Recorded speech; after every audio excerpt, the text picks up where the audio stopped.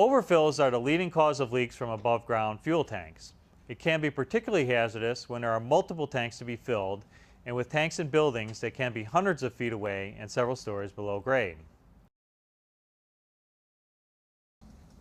Underground tanks are typically filled by a gravity drop from a fuel delivery truck. In some cases, remote fill points are provided where the delivery vehicles do not have ready access to the tank area or where the user wants the fuel trucks to remain outside of a security perimeter. The basic components of the fill system are A. A tight fill hose connection to the fill pipe, B. A spill container surrounding the hose connection point, C. An overfill prevention valve in the fill pipe that automatically closes on high level, D. A drop pipe to direct fuel to the bottom of the tank and minimize turbulence, E. A high-level sensor or tank gauge with high-level output signal, and F. An audible and visual high-level alarm activated by the tank high-level sensor.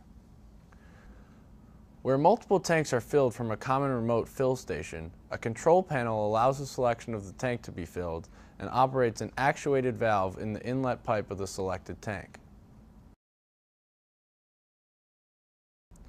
Above-ground tanks require a pump delivery flow, usually provided by a pump onboard the fuel delivery truck.